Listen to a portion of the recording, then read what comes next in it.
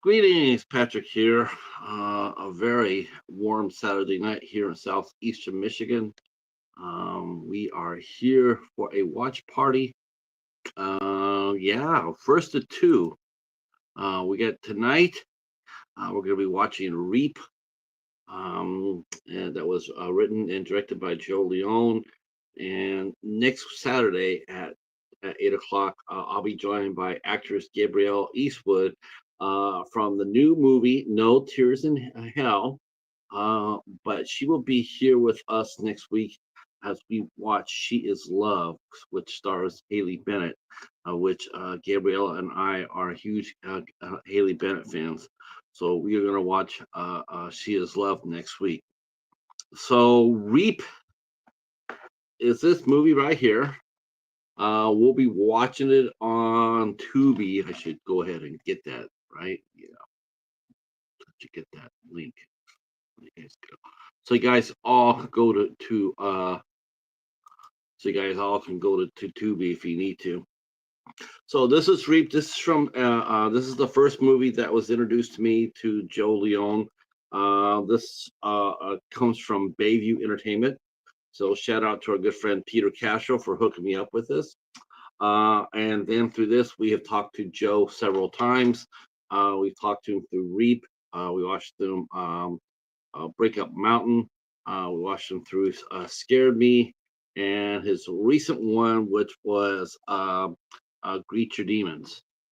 And all of them have been a tremendous amount of fun and very, very fun horror movies and sort of a drama movie. Greet Your Demons has it's more of a drama, which is an interesting a journey for Joe. You know, as far as because most of the time he does horror films, but he did Greet Your Demons with some. There is some horror elements into it, and we talked about that movie in depth. And I'll put that in the description box, and you guys can check that out after our watch party here, our watch party. So, yeah, obviously this weekend is all huge because it's Superman weekend, and well, so far everybody has well, it's been mixed reviews so far. Hey, brother Max, I am dropping the link to Tubi to watch our show. We'll start in about 20 minutes or so. Hey, Byron, how are you, sir? Glad you are here. Glad you are here. Um, yeah, man, this is gonna be fun. Um, I'm a little concerned because I have not heard back from Joe, and but we're gonna go through this rain or shine. I'm not gonna postpone it. I already postponed it once, so I'm not gonna postpone it again. I'm just gonna watch the movie, and you know, I'm sure he'll show up here, probably Hollywood late, which probably means about 15 minutes late to the party. But then, yeah, we'll go ahead and hey, Steve, how are you? Hi, Lucas boy. All right. Our two favorite guys out in Arizona hanging out together. Steve and Lucas boy out there playing fetch, being a ham, flying some drones. Yeah, man, Steve, I can't help but I keep on thinking about you and your drone when I hear about that flood in Texas. But you know what? That drones wouldn't have done shit. It wouldn't have done anything. Um, the way the government's being run now, it killed them all, killed every one of those people. Didn't have to die. Um, Flash flood's a little different from a fire, you know. You get a warning. If you get like a 30-minute warning and flash flood's possible, you're not going to drown. Um, so 106 in Arizona right now. 106 in Arizona is I'll tell you what it is over here. Oh, it says it's 77 here in southeastern Michigan. I can tell you right now that is not true. It is much hotter than that. It's got to be up in there in the mid to high 80s over here. Um, we already have some. We already have some a wave of thunderstorms both yesterday and today, where they said that there would not be any rain at all. So there you go. Reap came out in 2020. I think I think it was released in 2020, but I don't think it hit the public until 2021.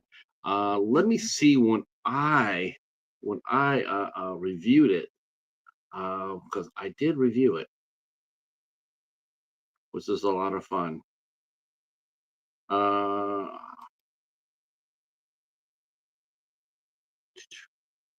wow, I'm only one to three reviewers. That's terrible. Okay.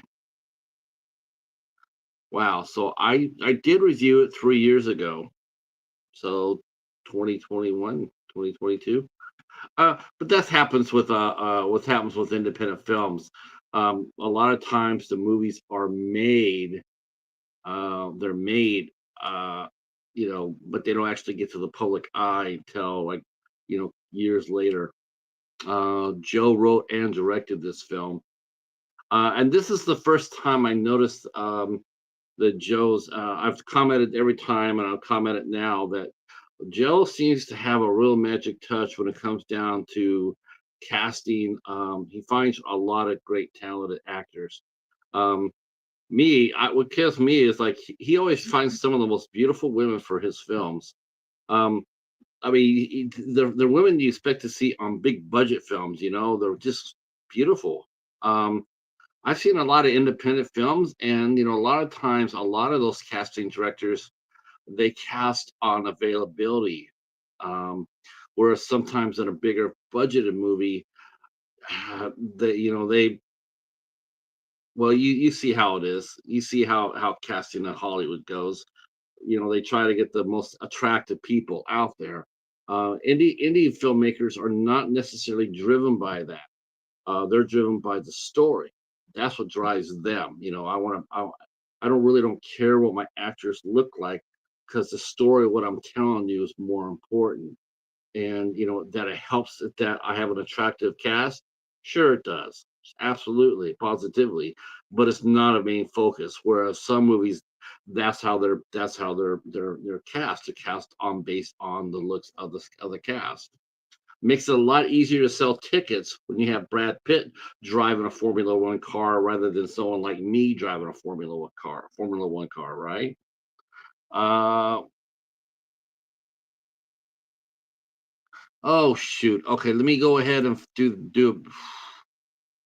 Let's see. Okay, so here,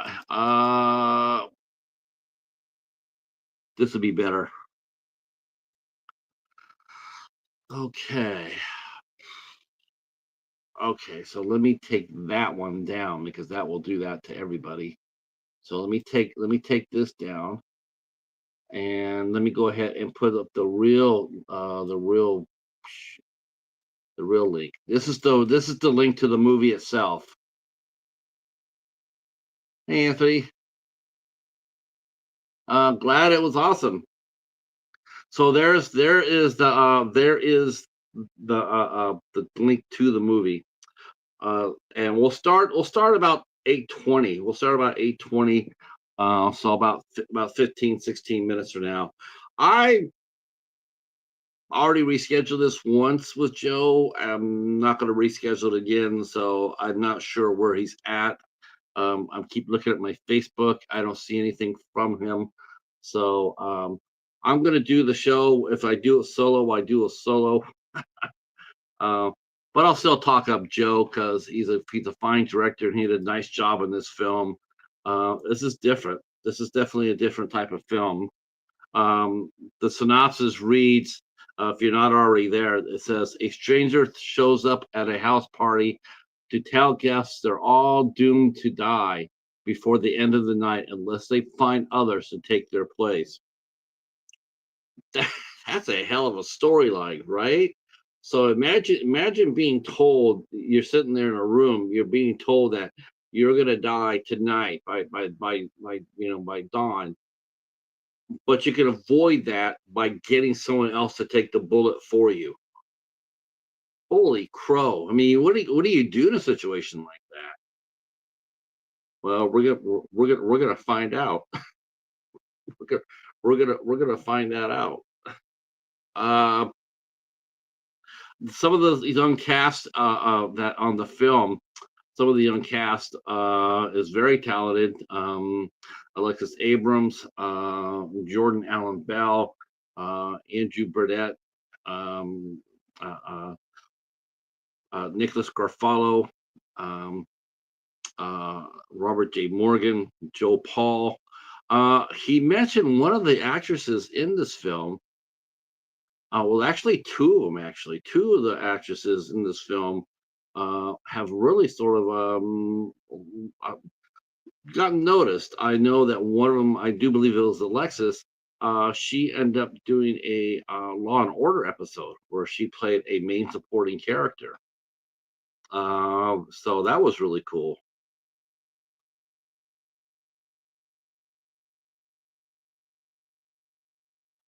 Uh, I'll tell you real quick what's come up in the calendar.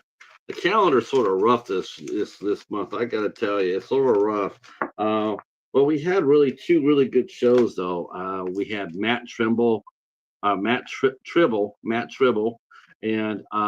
Mark Bauer on the 8th, and we talked about their film Remote. My review for Remote is on my channel. The interview for Matthew and Mark is also on the channel. That's a really good discussion. I really enjoy talking to both of them. And Remote is a very smart and adult film. That's for sure. It raises a lot of interesting questions. I thought it was really dynamic for a first time feature film debut. Now that kind of movie right there is the kind of movie you sit there and you look at it and go there. I can't wait to see what he does next. I cannot wait to see what they do next.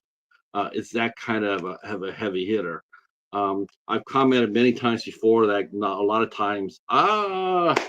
He must have heard me.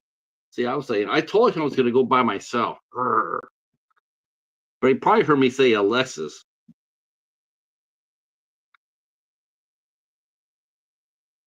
Where's that? You heard me say Alexis.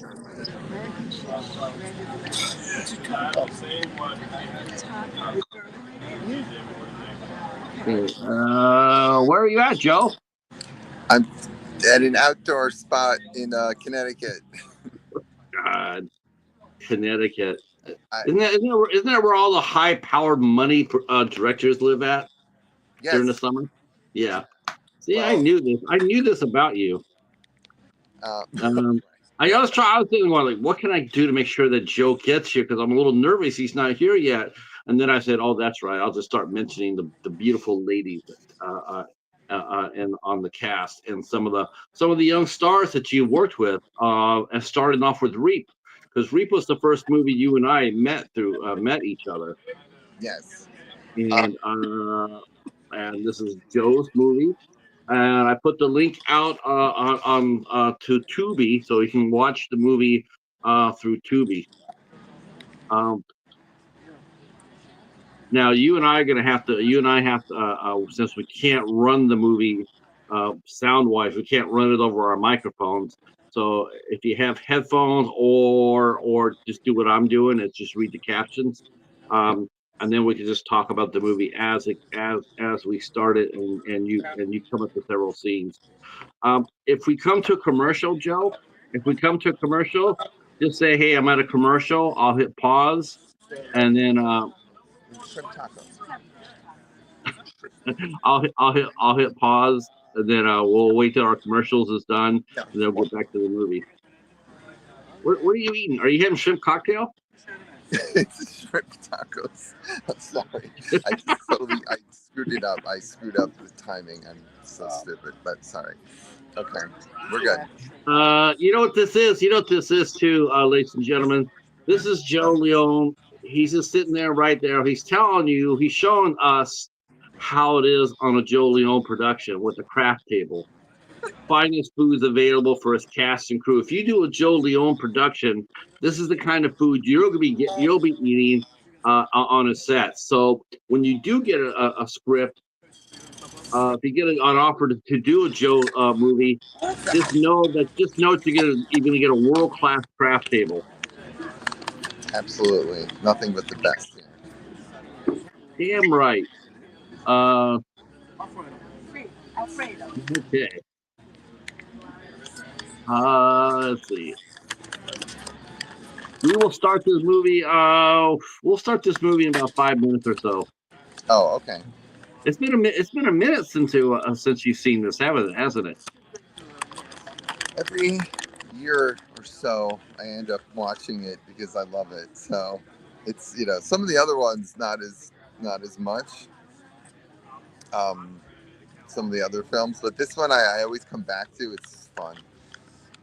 Is this what film? I mean, I know I'm going to put you on the spot with this one, but which film of yours do you love the most?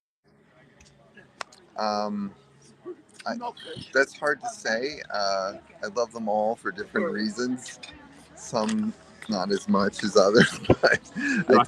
I love this one with all of its flaws. I think it's fun, and it's I haven't gotten back to this. Well, Blood Falls, I think, and this are definitely the creepiest. Definitely just like you know I don't know if this has any scares per se, but it's definitely got the darkness that I really like. Yeah, Um, this is and, definitely a like dark movie. it's very dark. Yeah. No, I know that everybody is getting ready for the remake of "I Know What You Did Last Summer." I can tell you right now, I know what I did last summer, and that was watching Reap. So it's like, yeah, so, how about that? I was watching Reap, and then next week I'll be watching Haley Bennett. Um, uh, how has Greet Your Demons been doing? Has it been getting a good reception as I suspect it will be? I mean, to be honest, I don't think that many people are seeing it. I've tried to promote it through various means, but um, I need to I need to get on that more. Yeah, it's not racking up. Excuse me, it's not racking up the views as I would had hoped. But it's still only on Fossum. I don't know if Baby has plans to put it on Tubi as well. I know Tubi would expand the audience uh, exponentially. I don't know if they have made an exclusive deal with Fossum. I don't know. I can ask, but I was, anticipating because Scarred to Death, which came out right at the same time, is on Fossum and Tubi. So Okay, yes, that's right, that's right. I w- I would love to watch that movie, but I understand. But I also think that Greet Your Demons, um, man, I wouldn't mind covering that. I wouldn't mind doing a watch party with that too, because I think honestly, I mean, as far as the importance of your movies go, yeah, I think Greet Your Demons to me is your most vital, most important film because of the subject matter. yeah, I know. I definitely agree. I just kept, when it was done and I was editing it, I just was so lost in it that I was like, this is either the best thing I've done or it's the worst. I can't tell at this point. It's either like it's too heavy and it's like and people are not going to respond to it, or it's like it is the best. So I don't know. It's up to the viewers to decide. Um, Again, like I said, I just really had a limited audience, so I hope I can. I hope I we can I get it. I've never done this before, but I have seen people try to do this before, like show movies back to back. And quite honestly, I'm thinking about this more and more. And I would love to do Dying to Sleep and Greet Your Demons, like a double feature. Man, that would be some powerful film watching right there. Yeah, Yeah, that would that be would be awesome. really those are really two strong movies. Yeah. Um, I would I don't know how many people would actually. I'm not sure if people. I know one person I know, my friend Marcus. He's doing a triple header watch party for I Know What You Did Last Summer, and I'm going like, I love those movies, but I don't know if I can sit there and go through all three of them all at once. Um, I'm Oh, doing good. I'm doing good just to do one. mhm. All right, all right. It is 8:15. We will get this party started right here, right now. So this is the film called Reap. You want to tell us a little bit about the movie, Joe, before we kick it off? I mean, it's your standard friends at a party, and something goes awry. Something very strange happens. A girl walks in who, by all accounts, should not be alive because of her injury, and she slowly explains to them that they don't have that much longer to live, because she essentially alludes to the fact, you'll see, that she's the Grim Reaper, um, and she knows what their fate is going to be happening that night, that they're all going to die, and she offers them a deal. So that's all I'll say. You'll see the rest play out. All right. I just dropped the link again for everybody who just came in. There's the link to the movie right here. It's free on Tubi, so you are welcome to join us. And we will get this party going right this second. Um,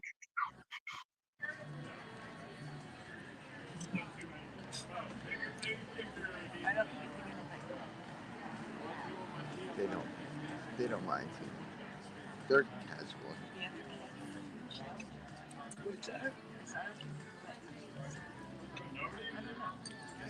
Bayview Entertainment. Shout out to Peter Castro. Big shout out. Big shout out to Peter Castro. For all they've done. Mhm. It's awesome. The whole team there is great. Yeah, they like your movies a lot, Joe. They like your talent quite a bit. Now, this opening scene here, is this a drone shot? Yes. And you did the shot. You did the shot. The cinematographer actually had it. He did the drone shot himself. It wasn't like stock footage. He had it in his collection, and so I said, I think I asked him. I said, "Do you have any drone stuff? I would love to open it. I'd love to just open it with a cool shot." And then he's like, "Yeah, how about this?" And I was like, "This couldn't look any more perfect. The house even looked like the house that we shot in." So I said, "Let's roll with this one." Nice. All right. So we're meeting our first young lady uh, who is having a rough night.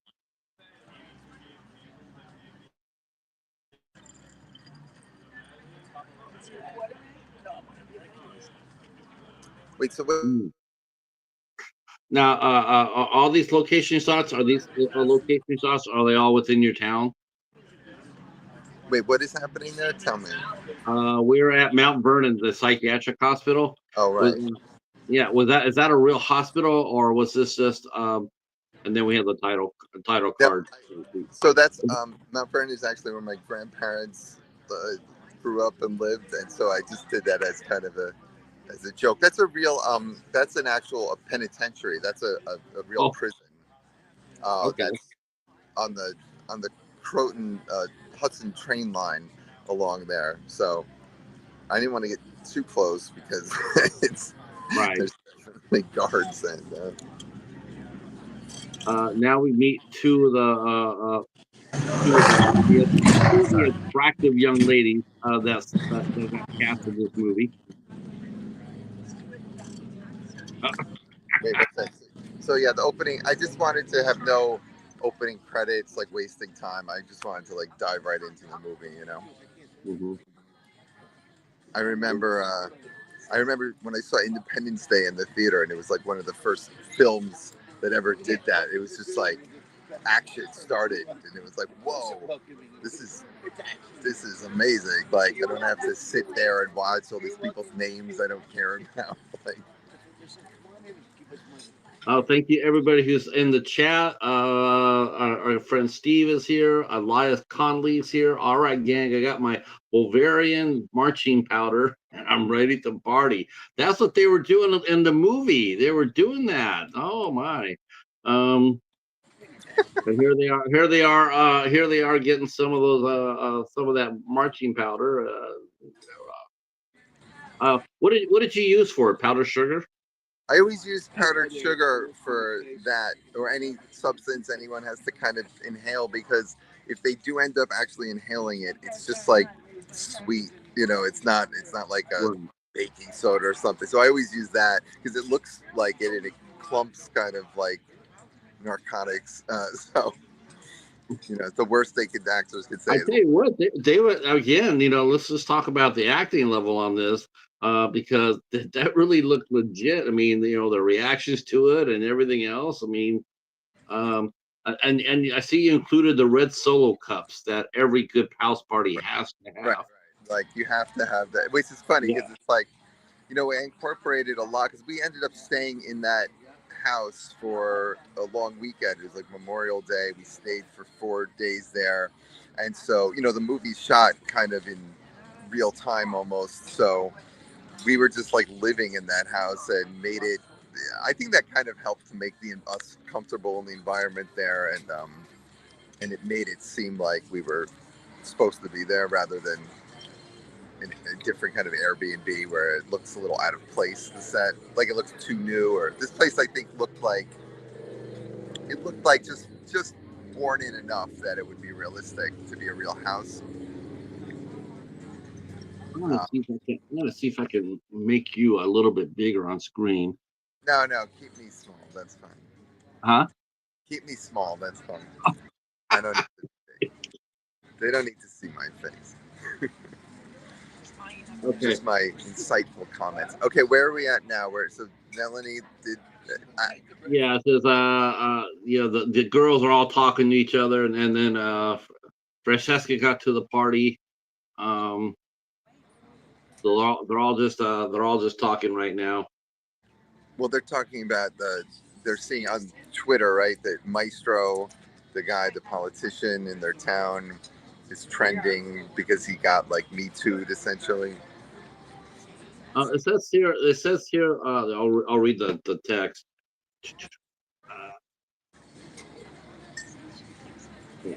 Now you get the young man. I do believe that the young actor, he worked in Greet Your Demons. He was in Greet the Demons. I remember seeing him. Oh, Kerwin. Irwin, yes. I remember seeing him. I knew he had been a Reap. Yeah, because he's in the original Parched. Almost everyone from the original Parched is in Reap. Angelica, who plays Stephanie. Um, uh, the Melanie character is Gabriella. Um, and I love them all. The three of them, they're so good. They've been in almost every one of the movies, so they're like the OG crew. Yeah, you know what though? That's really important to have that.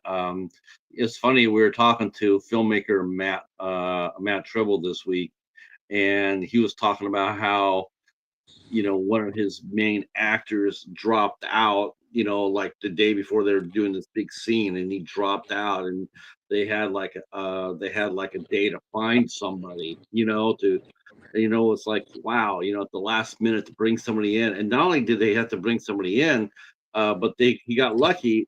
He got an actor to come in, who was not only an actor, but he also was a fight choreographer. Oh, So his movie was going to really hit the wall if he couldn't have got somebody to come in at the last minute. Yeah, they're talking about the maestro now too. They're calling him a pervert.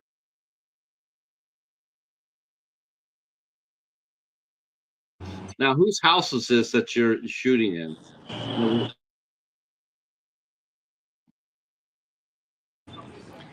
what was know, that? whose house is this? Are you shooting at? An Airbnb. The first time I told the guy, I said, "Listen, I'm shooting a movie here. If that's okay with you, just let me know." And I asked all the Airbnbs, and most of them said absolutely not. They're not comfortable. But the guy was very cool. He was like, "Yeah, who cares? Go for it." So he had the Parks Production spirit, the Airbnb owner. So I looked at several houses. Some were creepier, and I was like, this one's great because it's also it just looks like a regular house. It looks realistic as opposed to if they were in the log cabin. I was kind of looking at like that more horror. I was like, yeah, this is like they're supposed to just be regular people hanging out, and so Right. hear their backstory as it comes. Did you get your shrimp tacos yet? Wait, what's that? Did you get your shrimp tacos yet? No, not yet. I got I'm sure once it comes, we'll be losing Joe. We'll be having technical difficulties in him. uh, Now you mentioned two of the actors have really sort of like launched a little bit. The young lady who becomes the Reaper, and I want to say Alexis, right? Who plays Francesca? Okay, wait. So say again, Patrick. Sorry. Uh, two of the actors in this movie have seemed to jumped off a little bit. Yeah, The first young lady that we saw who's the Reaper, and then I want to say it's Alexis. yeah. Alexis Abrams. She was first in Reap, and then I wanted to have her in a bigger role, but she had a conflict, and then I then was like, I think you're amazing, and so then I cast her as the lead in Blood Falls, which was the next thing I did 6 months later, and now she's moved to LA, and she's in tons of stuff. She had a really good scene on a Netflix series. Um, and yeah, she's did a rom com with uh, I forget who. It's the son of a big director. What's his name from Spinal Tap? Anyway, Oh, Jamie Lee Curtis. no, no, Chris, no, no. Christopher Guest. Didn't he do that movie? Yeah, yeah, no, it's not Christopher Guest. Yeah, that is a Christopher Guest movie, um, but no, it's a not Ivan Reitman. It's a big dude, and his son and Alexis did a rom com together. Sorry, there's a lot of bikers out here tonight. I have no idea why. So Alexis. I did want to say just briefly about the actors and the characters. Like, so after Parch, they'd all played, you know, the three of them that were in it. They all played, a certain kind of character, and then I cast them all as almost like the opposite in Reap. So, for instance, Angelica, who's Stephanie in Reap, Stephanie's very like modest. She's born again Christian, and in Parch, she was like the wild child, the one like diving in the water and everything. And then, with Kerwin, he was in Parch, he was like the alpha male, and in this, he's more of like he's a writer, and he's more of like a trendy hipster kind of guy. So, and Gabriella was like the goody girl in Parch, and in this, she's like the the druggie, and So I just wanted to, because I knew they all had range. I wanted to let them go on. Right. So it's just Now they're two of the buddies are talking. Kerwin's talking to his buddy there. Let's see. I think that Francesca and the rocker guy just had fun together. wait, who was it? Friend?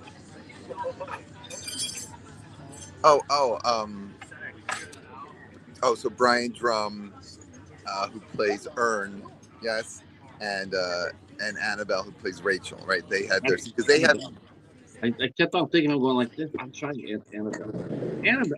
Annabelle. I still think she's gonna pop for you. I think people are gonna notice as soon as she has more projects. She's gonna Yeah. So I forgot the other young actress name that's seen partnering with our Kerwin right now. who's He's good too. Pretty Annabelle? good, strong cast. You got a really strong cast here, Joe.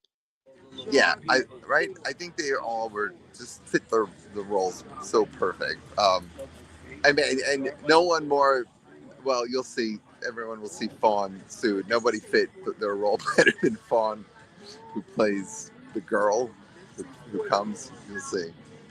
I thought she was just the I thought that casting was the best. Okay, so they just had their encounter. Yeah, because we're trying to learn that they actually have this thing going on. He has a girlfriend, which is going to play into the thing a little bit later. Um, Basically, I'm setting up that none of them are perfect moral characters. Right. They're all have they all have um, they all have sins. They all have a past. They're like human. They're not evil. They're not pure. They're just human, and but some of their sins are gonna come to bite them in the behinds. Where are we at now? I was just checking to see where I'm trying to think of where what's Annabelle been doing. She just completed a film called let's see, called Mrs. Booker on 8th Avenue. It looks like it got released too. Okay. Oh, I didn't know that. But she played she's in that movie as well. That just came out this year, right? Yeah, I guess it did. I mean, I knew her. Her big moment was that when she had the guest role on Law and Order, which Yeah. I watched when that came out, and she was great in it as expected. And thank you. And yeah, she just crushed that. And I we all anticipate that she'll keep it up and keep getting bigger and better things. Okay, we are at let me see. Let's see.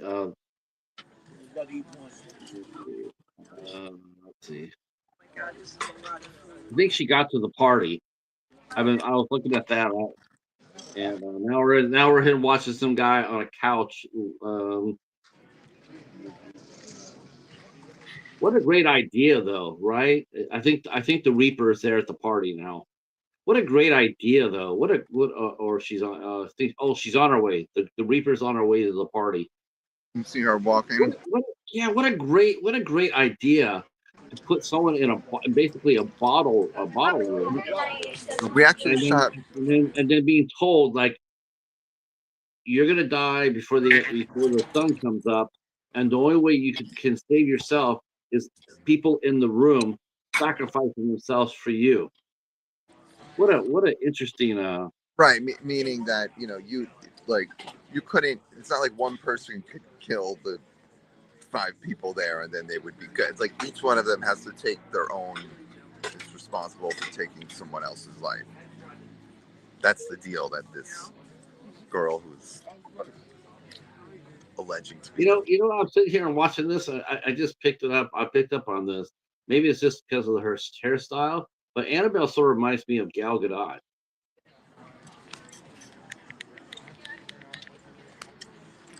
I can Let's see. see that. Yeah, Yeah. she's like the redheaded version of Gal Gadot. Yeah, or Gadot. No, Um, yeah, you're right. They have that. Well, it's that they have that mhm, model face. mhm. Like that very very delicate features. Um, yeah, but she's also got that intensity of Gal Gadot, which you will see a bit later in the film. Let's see. Now they're accusing each other, or they're talking about each other about each other's personalities. People, what say you? All who believe Earn. I think they're thinking that maybe Earn should be sacrificed here. Yeah, so Now, yeah, that's what he says. Oh, that's right. They're trying to find the witch, right? They're saying that one of the friends is a real witch. yeah, I mean, a lot of people know this game as Mafia, but I actually played it in college. I was doing a play called Vinegar Tom, and it was about the Salem witch trials. Mm. Thank you. And we played instead of Mafia as our as our warm up. We played the witch game because it was all about trying to trick the people around you that you're innocent. And I just use this game as a way, for them to be doing a party game for fun, but also to kind of show that things are not as they seem, and you can't trust people.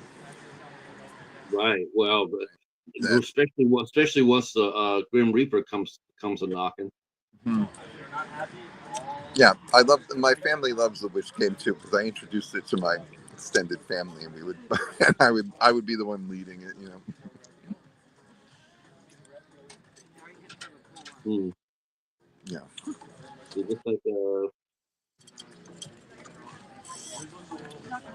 so the play. It's interesting. It's interesting how they're playing this game, and not knowing that the real Reaper's on the way to change this game from real to from play to real. Right. Because I was trying to show. I wanted to push it, to kind of show their characters as well too. You see how Francesca is a little feisty, and Rachel's very savvy, and she's like good at doing this persona, like the old timey. Mm-hmm. Oh, Oh, you did to go, yeah. Sorry. Oh, One commenting how one girl was protesting too much. Oh, now they're voting for Jake as being the witch.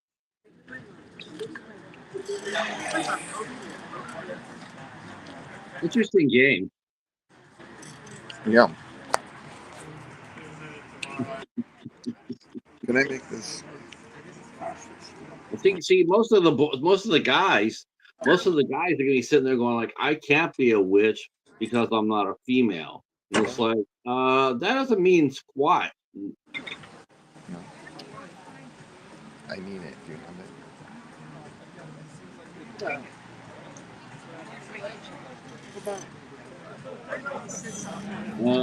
The Reaper has gotten to the show. it? Okay, she's here.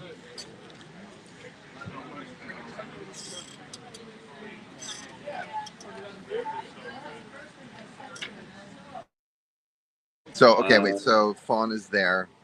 The yeah. girl, her character is the girl. Now they know that now they see that she's injured. They don't realize that she's a lot more than injured. Right. Uh, But like Fawn told me beforehand, she was. Well, I can't really say too much; it's going to spoil something. But she did research. She watched some movies that had certain characters in it, and she kind of was. Maybe I'll tell you at the end. One of the actors she was kind of using, kind of an iconic actor who did a performance in this one horror movie. And at the end, I'll tell you who because it's very interesting. And then you think back, you're like, oh. Um, yeah, she's really good. She's got a real interesting look. she absolutely does. Um, she's definitely, very, I, very I unique. Like, mean, no disrespect to any of the other actors because you just never know. But as far as like as looking at the cast, you could definitely see the two you could definitely see the two, um, you know at least right now. Though I will have to say I'm a big fan of everybody who really lumped it together and brought Creature Demons to the screen because I loved every actor in that movie. hmm, I loved every actor in that movie. I thought they gave a hell of a full performance. Hi Michelle, how are you? We are watching Reap. We are watching Reap. And it's free on Tubi. I will drop the link down below, and I will tell you the time where we're at. We are at 21 minutes and about 40 seconds.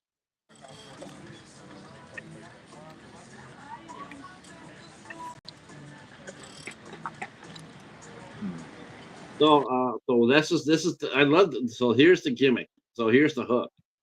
I mean, we just it says I have to take 6 souls with me back to the other side tonight. Well, 5 now because I just got done. I guess but it doesn't well, matter to whom they belong.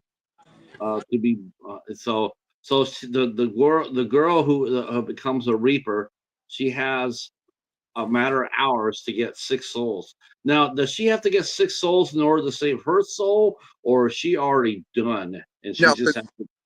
yeah. So basically, that girl is just a completely random girl, just totally random.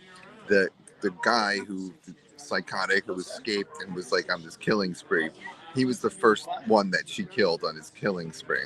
So her soul's departed. So her actual soul's gone. So then the Reaper allegedly used that vessel. You see, at the beginning, you see her wake up, used her vessel to go and give them this message.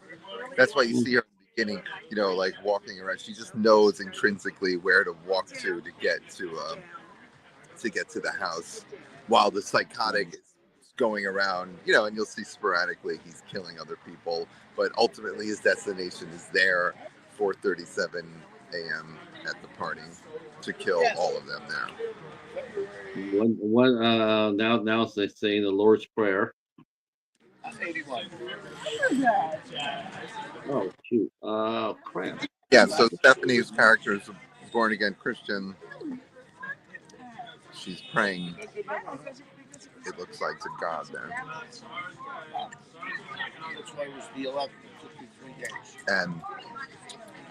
And Fawn, the girl character, is having fun with her.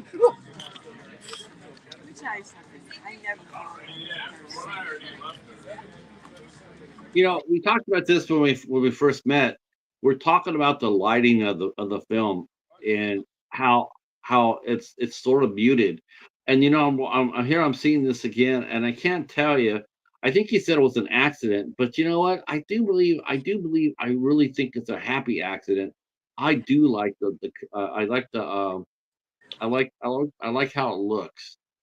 Well, that's no accident. I mean, and that's not me. That's the cinematographer, Brad Reed, who's a super, super professional, high end cinematographer. He does, commercials for like big brands, and he knows what he's doing. He lit it. I'm not going to tell you exactly how he lit this thing because I don't want to be responsible at the Airbnb for what occurred, but I will just say that he did something in order to make the lights as they were. That was a very efficient way to do it, because we had, just a quick backstory. Did you take out a few of the overhead lights? I, he basically did something to affix the giant movie light to the in between the two rooms, and it was definitely not something that's covered in the Airbnb contract. But it's like, The contract's over with. You're free and clear. I mean, if they watch it right now, it's like, whoops. I hope they don't track me down, because there was a hole. Anyway, that I had no knowledge of until he did it. And I was like, well, it's done now. So what am I going to do? But they didn't penalize me for it, which was great. But in any event, the lighting was all intentional from the beginning. From the beginning, with the girl in the room, he lit it like he had a light outside which was actually my original bedroom window.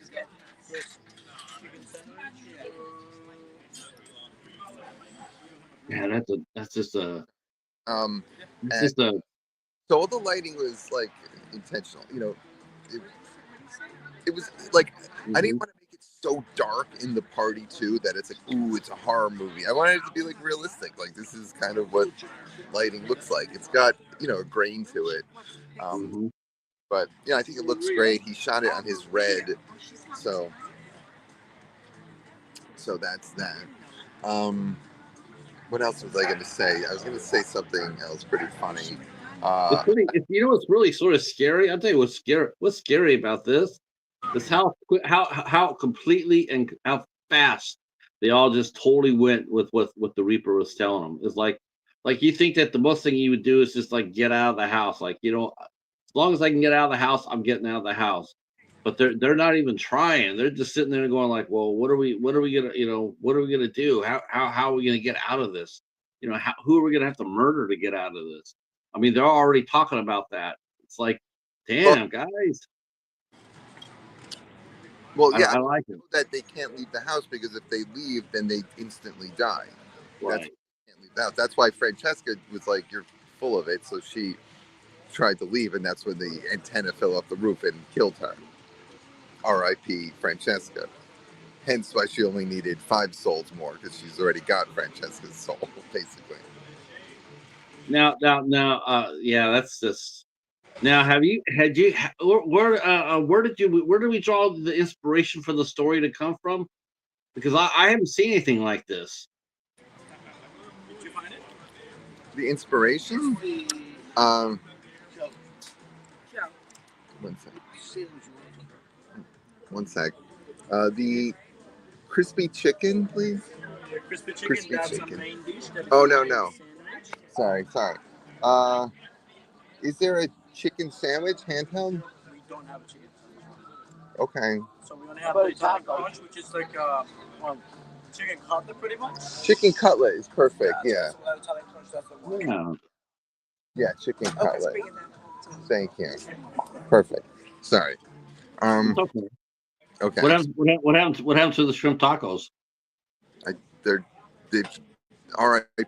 The They're what? Reaper got them.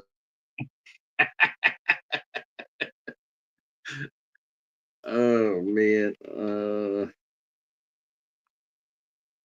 Let's see.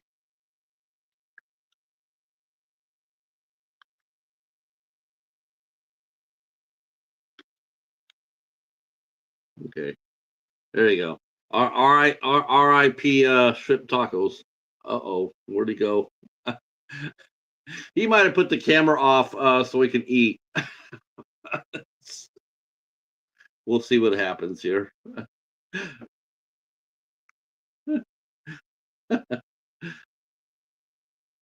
All right, let's get back to the show here.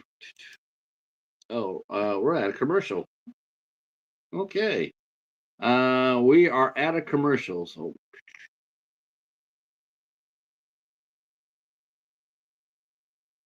wow, I did not wow. We might have to schedule a watch party for Greet Your Demons. We might do that. That's a good movie. Like I said, all Joe's movies are really good. I find them to be very entertaining, very good. Um, but I have to say I have a special place in my heart for Greet Your Demons. I think it's a really good movie. We are still on commercials with the weirdest commercial that they show on Tubi. Man, this freaks me out.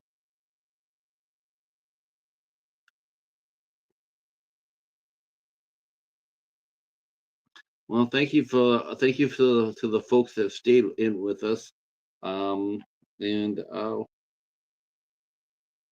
yeah, Joe got bounced out. I think he went to eat. We are still at commercials here. Okay, we are back. We're back, and we are at the 20. We're at the 28:15 mark. If you're just joining us, or a little bit behind or ahead, so we're at 28:30.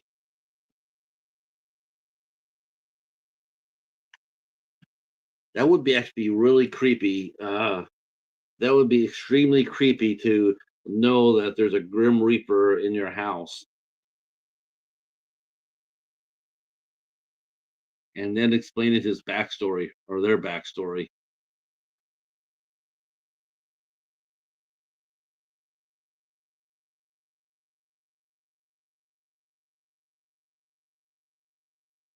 Hmm. Oh, that's so interesting.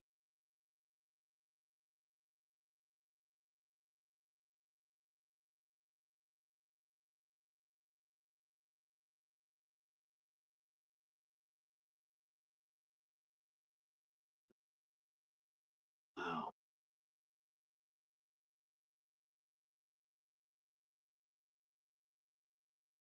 So she's telling them, she's giving them a way, she's giving them a way to spare their lives from this maniac coming their way.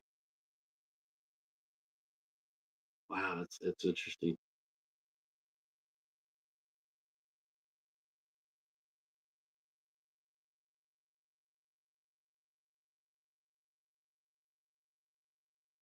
Hmm.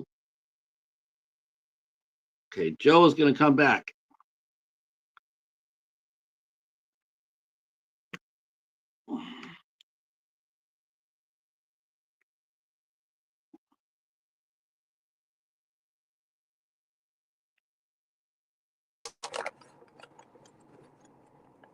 Okay, Can you hear me welcome okay? back.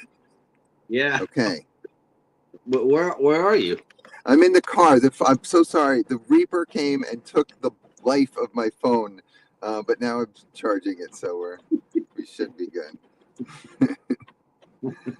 Should be good. So Gonna put they're this. all discussing the Reaper and And trying to what they're gonna. Yeah, yeah. where are we at exactly? We're I'll tell you what, we're at the 31-minute mark. Okay, but what's going on? Okay. So they're all talking about it. It says here they got Jake and Kerwin and Annabelle and Right. So they're what formulating. if, well, what if we brought her some that may be a better place if they were gone? So I guess they could bring him out. It's been a while since I've seen this. So Yeah, um I'll get them up to speed if you or uh, you. uh, I was because I sort of like being surprised all over again. And I'm just watching this and going like, that's right, that's right, that's right. Um, so they're coming up with an idea to how to exchange their souls to stop the crazy guy from coming, and they're trying to figure out what souls they can offer other than their own to satisfy the Reaper.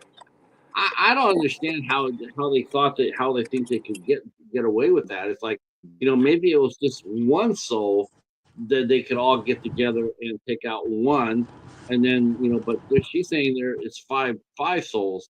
You can't bring in five souls to. You might as well just do what just do what the other girls do and say the Lord's Prayer and go meet your maker because you're not going to get away with it. See, now they're offering people that aren't very good people, which is a very good idea. I mean, yeah.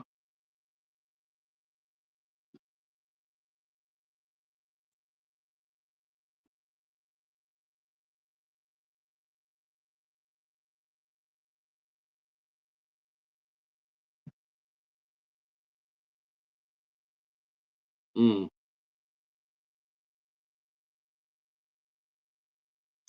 So Joe's phone's gonna be charging up. So it might be a bit of a bumpy ride for him. Actually, I'm sort of surprised. I have not had the curse of Aster hit my phone yet, whereas I get thrown out of StreamYard and I have to come back in. I have not been thrown out of StreamYard yet. I'm pretty impressed with that. Most of the time, it takes about 30 minutes for me to get my ass kicked out of here. Then I have to come back all over again. But 54 minutes and I'm still here. Um, so what do you think of the idea? We got a few people in here, probably me, Steve, and Lucas, and Michelle. But what do you think about that? What if you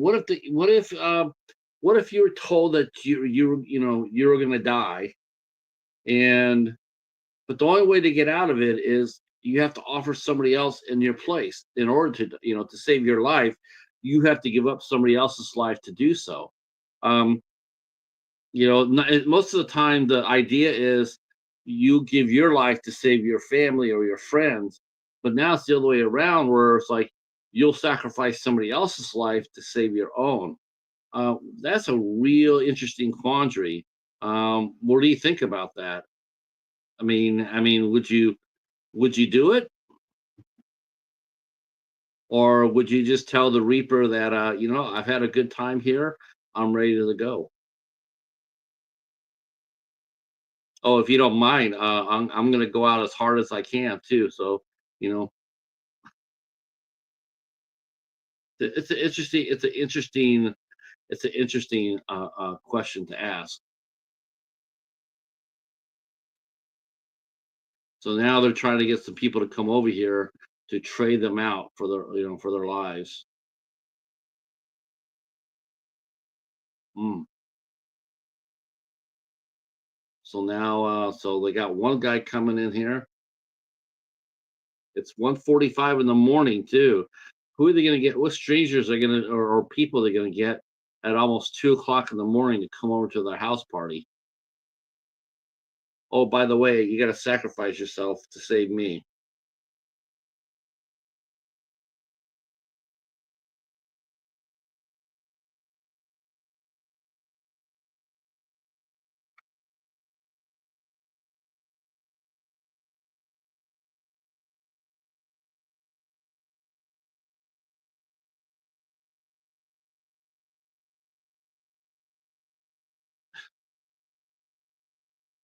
I think Annabelle, she,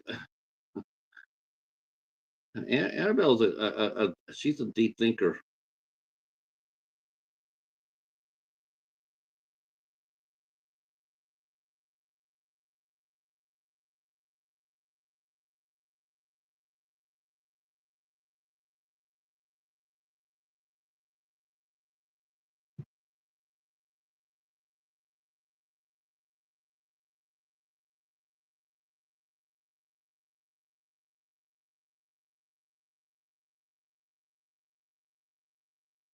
Hmm. That angle about that plot line about don't go far out past the threshold when they're recovering their friend. That sort of reminded me of a movie called The Vigil, and it was a very interesting part of the movie is where they showed this man who had been caretaking for a prominent member in the Jewish community, but he was battling a spirit, and he was trying to get out of the house, but every step he took, it got harder and harder to walk, and that's what happened to him. Out of barely past the threshold before he was crippled. The only way he could get out of it is the only way he could get out of it is to go back to the house.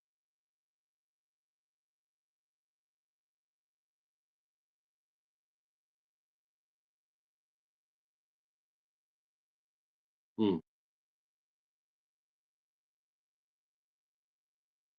man,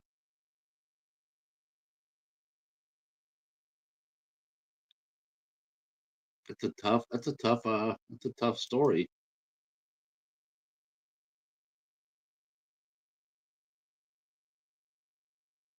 It's like Bradley is going to be able to keep his soul.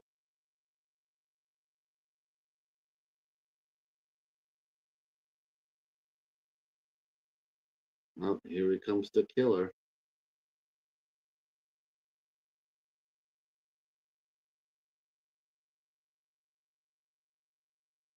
I do believe that is Joe. Uh,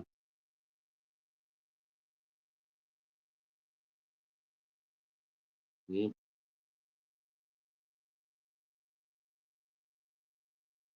yep. Here comes the killer.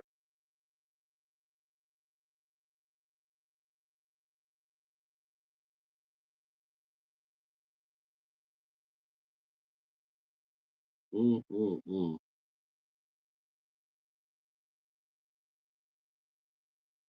Well, at least he didn't hurt the dog.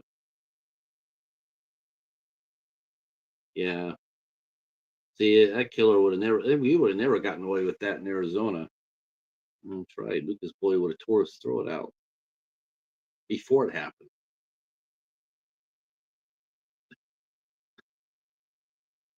Yeah, that's right.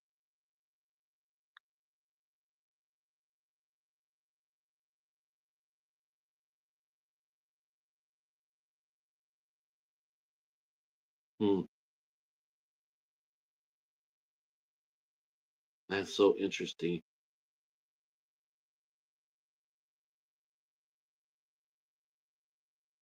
they have the Grim Reaper. That's just a really cool. That's a really cool horror angle.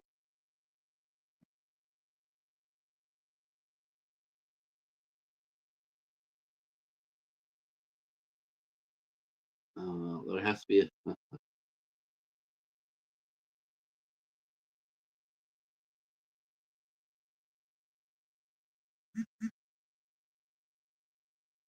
I'm noticing. I'm noticing that. I'm noticing that. That Annabelle is. She's coming up with all the good. She's coming up with all the people that they can kill.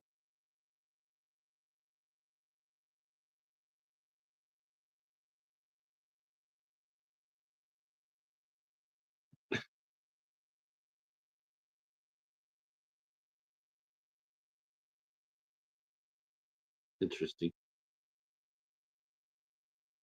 They don't have too much further.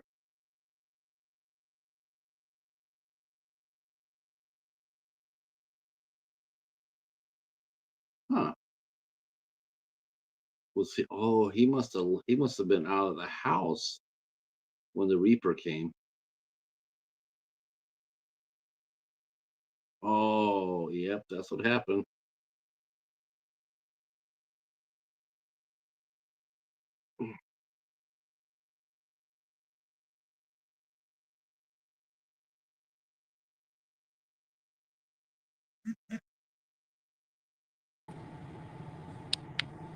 Okay. Did you charge your phone and eat chicken? No, oh my God.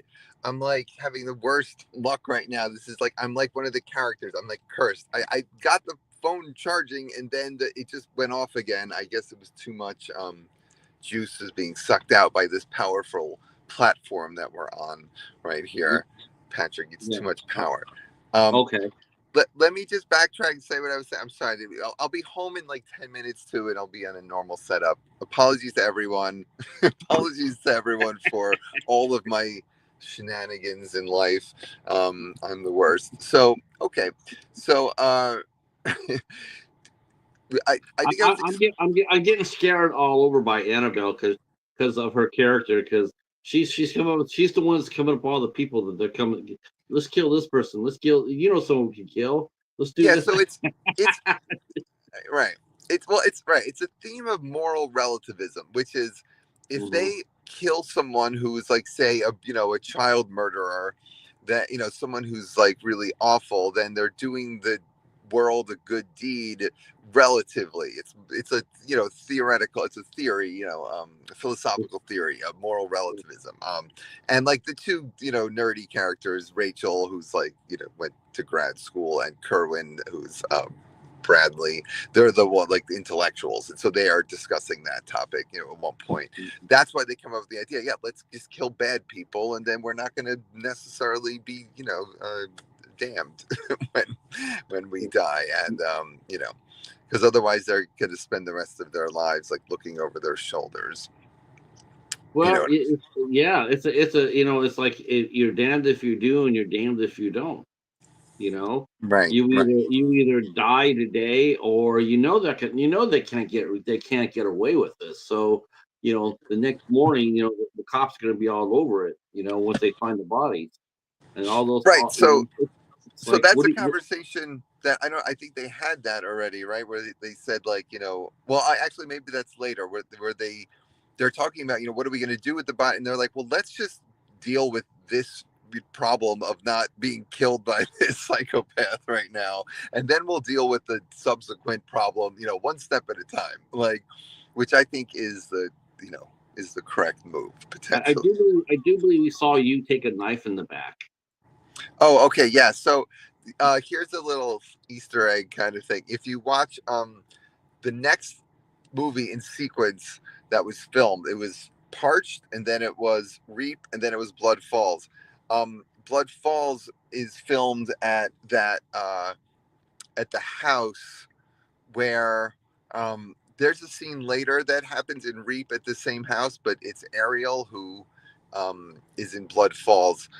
That's her dog and our dog was amazing, and he was like, he's in both movies, and he's a much larger part in Blood Falls, but he was Nope. very, she had two dogs, and one I thought was like very friendly, and I was like, oh, this one is perfect for the movie, and then Ariel was like, no, that one is like, she's nuts, she's not gonna listen.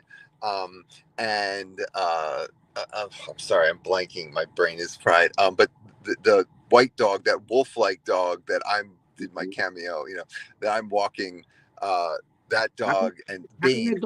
that dog should have got up and kicked his ass? But I guess that would have ended the movie right then and there. Well, right, if yeah, but that's not what fate had in store. So it's all about fate, this movie, and about what's supposed to happen and what's not. But I loved shooting that, and another insider thing, the director of photography, Brad, he's like also very handy with tools and stuff. I was like, I need this knife to go into my back, and he's like, yeah, no problem. And he takes the knife, like a real knife, and he goes in his backyard, and he's got this like tool, and he just cuts it in half. And so that's the knife that we ended up sticking out of my back with, like, whatever. I'm like, oh, yeah, Joe got killed. Now you can't get killed in all your movies though. But so far, I basically have. Wait, I meant to say, Patrick, You got killed in Death Sentence. if Elias is in the, it's like you can let him in because he's the editor of the movie, and I sent him the link. I'm so sorry if I didn't explain that. Oh no! I Yeah, didn't know that. yeah. Oh, okay. I saw him in there. Let's see. Elias, are you still here? Huh? If Yep. Elias is still here, I'll send him a link. Hi, Sonny. How are you?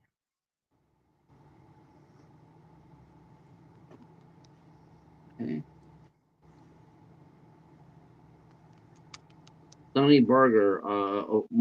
I know who Sonny Barger is. I know that person. Sonny Burger. Barger. He was a famous motorcycle. I Oh. think he's in a motorcycle gang. I remember the name, seeing the name. Um. And then he has one MC. It's like it might be Sunset Anarchy or something like that. Okay, where are we at now in the movie? We are at a commercial actually. Oh. We are at 46:28. Okay, so we're at the midpoint. Wait, so what just happened? I guess. I was gonna try this. If Elias is still in the chat, then I'll drop the link down. He can come up, but he might not be here. Oh, I sent him. Yeah, I screwed up again. I'm all kinds of awful tonight. Yeah, you I forgot about tonight, didn't you?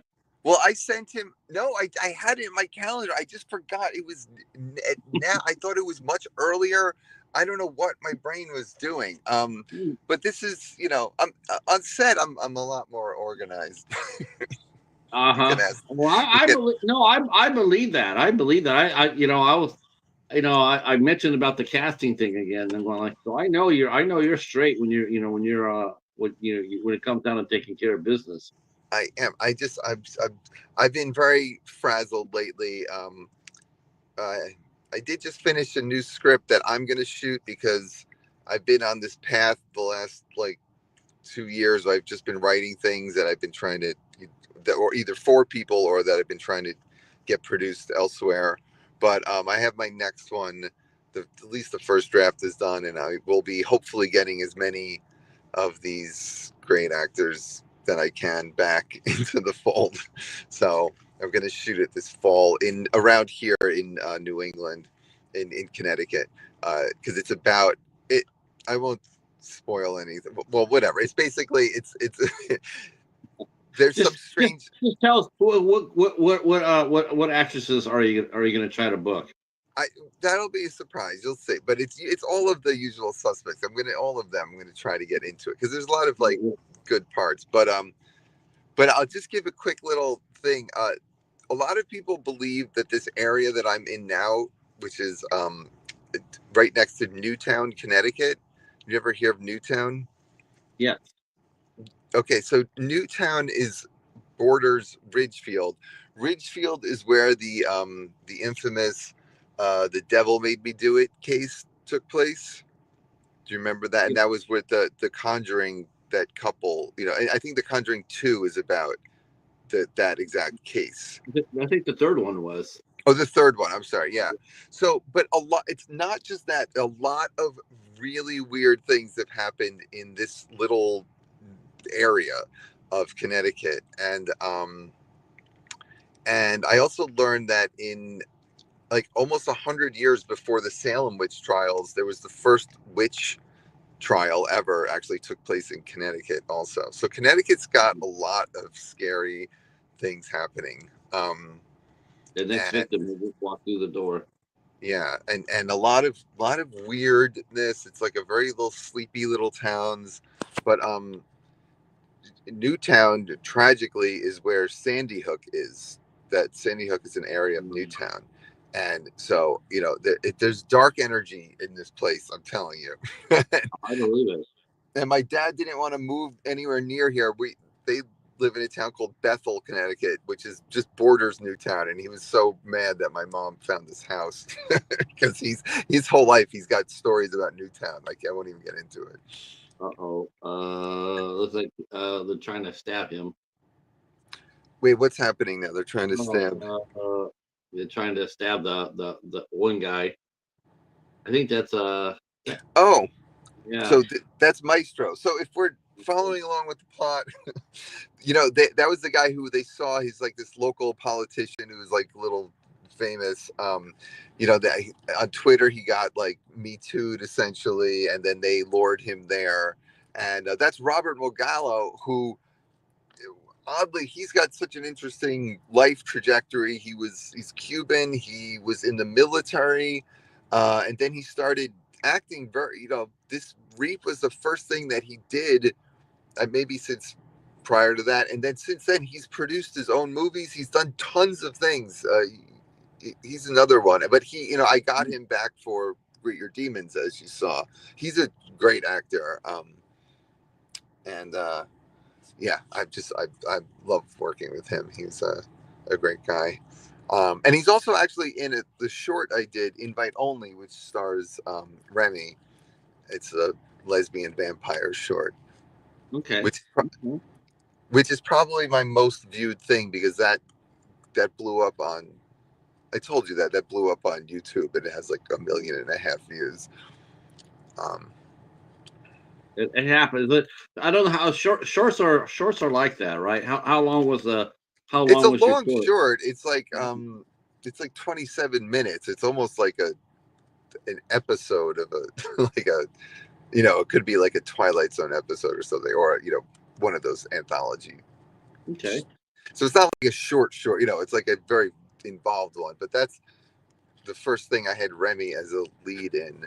But yeah, she's a lesbian vampire. It blew up because, you know, the internet is thirsty for lesbian vampires. So that was really what sold it, I think. But the movie, vampire lesbian, that'll trigger the algorithm.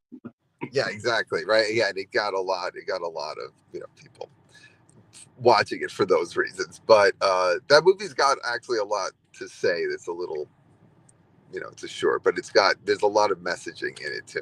Whatever, you know. I try my best to not have things be schlocky. Okay, so the blacklisted the blacklisted works films is here. I want to say hello. Hey there. Yeah, that's great. Thanks for coming in. I love doing this right here. This watch party. I mean, I know a lot of people do watch parties. You know, they get their friends and do the watch party. I love doing this with the filmmaker because then we get the inside story of how your process works, and we get to watch the movie. And I enjoy the hell out of it. I'm glad you're here, even though you forgot us. I'm not going to let you live that down, Mr. Leone. I did it. I'll show you my calendar. It's right in there. It's watch party, Patrick! Exclamation points. You know what I think happened. I think someone said shrimp tacos, and everything else just went out the window. But I can understand that. No. You know what? I'll just, before my parents get back, I'll say it quick. the reason I'm all scatterbrained is because tomorrow is my dad's 75th surprise birthday party that I had to plan and do everything for. And so Oh, I actually today I was editing the video, the photo montage video. So I was, of his life, with my editing software. So I was like so my head has been all about trying to keep this surprise, and that's life. Anyway. Okay, says so here that Robert J. Mugello guy sounds like an interesting guy. yeah, he My is. story is similar to his. I'm ex-military that took the same path as he did. That's interesting. That's very cool. Yeah. Yeah, Now, absolutely. I how mean, many films? No, you said how many films have you used Robert for since? And he's done other things since then, right? yeah, I mean, it's crazy. He invited me to at the IFC Theater in New York City. They did he premiered this movie called the Mick and the Trick, which was great. He sent me the script for it, 2 years prior, and he was like, "I'm looking to make this movie," and I was like, "Oh, it's great," I didn't know what was going to happen. And next thing you know, he got Peter Green in the movie, and it's a legit film. And so I was at Peter the Green screening. from Peter Green from the Mask. From The Mask, he's in no, but he's Peter Green's claim to fame is he's in two of my favorite movies. He's in Pulp Fiction and he's in The Yeah, Usual Suspects. yeah, You that's know Peter who it is, Green. yeah. That's the same guy. That guy had an Zed's interesting life. dead, baby. Zed's dead. Yeah. They just I think they overdosed somebody. Yeah, Peter Green's had a really interesting life, Yeah. career too. It almost got destroyed through his addictions, Right. but yeah, but he recovered, and he's been working ever since. But it came really close for him Yeah. from what I read. Yeah, but I was glad to see him come back. Yeah, I'm glad. Yeah. He's a I good mean, actor. it's addiction. It's a killer. It's Yes. absolutely horrible. Yeah. It's just, We were so many talking about so many mental. people go through it in different ways. Um, We were talking that's about we were talking. I was just looking at some of the actors that have have well known names too, that have they stumbled. yeah. Wes Bentley. He had some problems. I didn't know how bad it was for Dennis Quaid. Dennis Quaid was really bad, real Yeah. bad. Oh, yeah. He And I had talks no about it idea. openly. I didn't know. Yeah. I always wondered what happened to Wes Bentley because after American Beauty, which is in my top 5 favorite movies of all time, Right. uh, I was like, this dude is like, he's so good looking and he's so Yeah. intense. He's going to have such a phenomenal career. And then he just like fell off completely. Yeah. And I always wondered, and I guess that's what it is. I didn't realize he was Exactly. had Yeah. addiction, but I He's knew been about Dennis Quaid. I think alcohol was his poison of choice, Hmm. but he's been sober for 16 years. Yeah. Jerry's come through the door. Hello, Jerry. How are you? Saying hello to you, Joe, and me. What's Uh, up? Hey, Jerry. Hey, everyone, by the way, if I didn't say we are watching Reap. I will drop the link down in the chat. And if you guys want to come, I think I put it up there too. Question, where are we in the movie now? So they killed oh, by the way, I meant to say I have to shout out the composer. His name is Dane Schmidt, but he goes his like name, his professional name too on is Dane Juris Schmidt. He did the score. If you listen to the score, it's like my absolute favorite of all the films. Death Sentences is great too. Kevin Houlihan did that, and I loved Kevin did Greet Your Demons too, which is great. But this one is just so good. Like and that scene afterwards when Rachel, it dawns on her when she's like, you didn't choose us because of randomly. She's like, you chose us because we all have something dark in our past. I think we're right there now, or maybe we're past that. Right. No, that's what they're saying. Annabelle's sitting there saying like we were picked for a reason. Yeah, Because I was that yeah, we're trying to if you figure out listen, the last two people they could get. yeah, if you listen to the music in this part, it's you don't even like notice it because it's setting the tone so well. I just love the score to this. I listen to some of the music independently sometimes, just like I love it so much. But that's true for Kevin's music as well, in Greater Demons and Death Sentences. But so now they're trying to get the final two people because Stephanie's safe, allegedly, because she killed Maestro. Right. Um, who else is? Jake is done because he got killed He in got that, killed so by we don't gotta have to worry about Jake anymore. I think we're about ready to see the. I think we're about ready to see. Oh no, this one kid's he's shoplifting, and the other guy is looking at him like, "What are you doing there, Mister?" Oh yeah, it's the guy who's in that scene is No, he's in the original parts too. I put him in all of the my movies whenever I can. Nicholas Garofalo. Um, he's like done, but he's the old man in parts, even though he's not old, but he's playing old, and he's like a cameo in all the films I've done, almost all of them.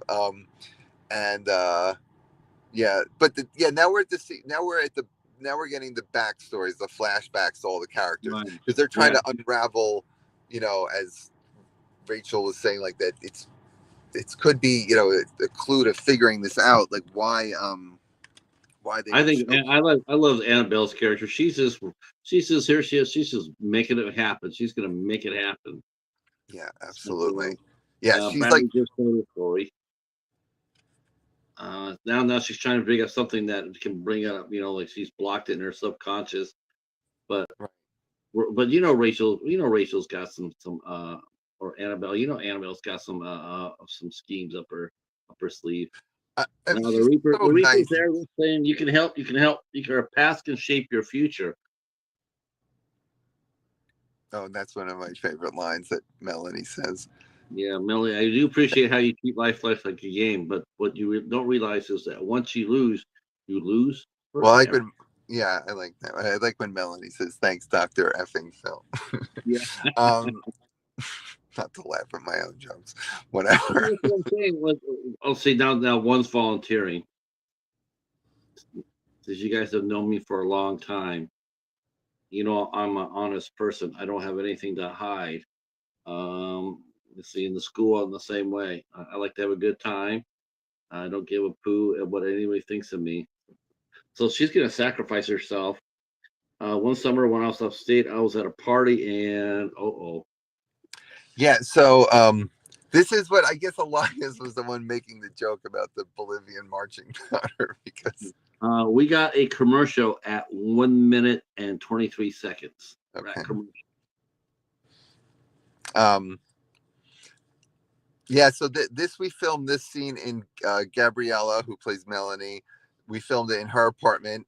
She used to live right by Greenwood Cemetery in Brooklyn, and that's like a very historic place. And I just noticed that they had a grant to apply for artists to like live at this place in Greenwood Cemetery for like a year or something, and like there was this artist grant, and I was going to apply for it because it sounded so cool because I've always loved that place.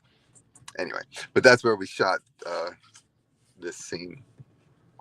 Nice, nice. And now you have what's his name, Gene, doing his little Tarantino-esque monologue there. Yeah. Now he's in the. Oh yeah, he's at the party. Oh, now he's a little older than the girl. He has a little alfalfa thing going on top of his head too. What's up with is that a purpose? Did he know that he had a cowlick going or alfalfa thing going on his head? Yeah, that was his character choice, But well, it's funny too because I told them, I was like, all right, you're like this chill dude there, and you're telling the story. And actually, Gene, it was between him and Jake for the role of, between Andrew Burnett for the role of Jake. It was between the two of them, but Andrew was just like, I don't know, he just seemed to fit it really perfectly. And Gene was great too, so I wanted to definitely get him in the film. So he did a good job, Gene Romano, on this monologue here. But the Tiffany, who plays the other girl, I was like, yeah, you're at a party, you're kind of like a bit of a druggie, and then she showed up in this like get up, and I was like, great, with the fishnets and everything. Yes, you just said the line about the Bolivian marching powder. Well, right, which is funny because it's I think she said, she messed up the line. She said a Bavarian marching powder, but I like that take. It just sounded funny, like she was like so high she just know what she's talking about. So I used that take. Like how many boxes of powdered sugar did you go through? Yeah, for this movie it was definitely the most.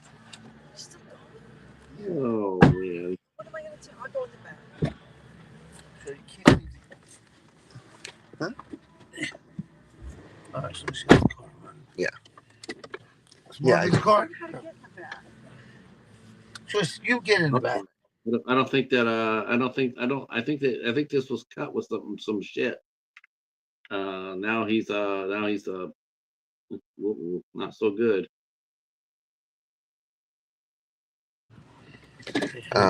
In, honey. Okay. Oh, looks like one of those fentanyl. It looks like one of those fentanyl cases. Exactly. See, I was ahead of the. Mm-hmm. This is 2018 that we shot it, and so I was ahead of the curve with the fentanyl. That's definitely what it is. I wasn't aware of it at the time, but shit over here. The problem we have here in Michigan is which just happens across the country too. But man, the cops are ODing when they're searching the cars because a lot of times they don't wear gloves or they don't wear gloves or masks, and then so they disturb the fentanyl. They either inhale it or they touch it, and then I've seen several videos on the tube where the cop is overdosed and they have to wake him up with the Narcan. wow. Yeah, it's a trip, man. That fentanyl, I don't get how people even mess around with that. Wow, I never even heard of that or anything like that. They gotta wear gloves. I guess. Yeah, I guess. I mean, it's suspected drug people because it absorbs by contact. Right. Like you can handle cocaine. You're not gonna you put cocaine in your hand, it's not gonna affect you. But it's Right. like But with the fentanyl, fentanyl is wow. Yeah. That's crazy. Okay, so where are we at now? So they're 1 hour and 5 minutes, and I think that she's gonna give herself up. I think she's gonna, and that leads it down to just one. well. Wait, so Melanie, told her story, and she's like trying to use, her backstory to kind of help, Help the like group. the girl says, your past can shape your future. So she says, you know what, that like you're right. I don't want to die. This guy, her dealer, is the one who gave her these drugs, and that's why those guys got killed, because of him. And so she's like, he can go. He can be the next the victim. But we'll see what happens. By the way, the dealer is played by Brad Reeve, who was the cinematographer. They just killed their buddy. He came in looking for his phone, and they stabbed him. So that's like the moral of that. There was two things. Like he was doing the shenanigans with Rachel, which he shouldn't have been doing. He should never have been at that party. And so he gets with the horror movie rules, if you do promiscuous things, you're gonna die. And then the other moral of that is always check to make sure you have your phone, otherwise bad things can happen. So now the Reaper is sitting there going like, wow. Now it's up to Rachel. Rachel has to. Now it's up to her. I think it's the killer. The killer's here. Well, Live or do you want to die? So now I think she has to kill the psycho. no. So what the implication of that was when the girl says, "Do you want to live or do you want to die?" She says, Rachel. She's really trying to get her to kill somebody, like because everyone else has done it. Mhm. She's saying basically, you could kill any of your friends right now because you'll take their soul. Do you Mm. understand? So that was what she was doing, and that's why Bradley and Melanie, they're like, Rachel, like, what are you gonna do? And then she You know what? says, If I was in that room right now, the last place I want to be it would be in the same room with Rachel. right, exactly. I So would not want to be in the same room with her. I'll be like, yeah, I'm good. I'm gonna go. Yeah, because that's the thing of her character, she says you've always done what you needed to do to survive, and that's why, and because that's why she, Rachel's a very talented person. She's got skills. Now the Reaper is pointing that out.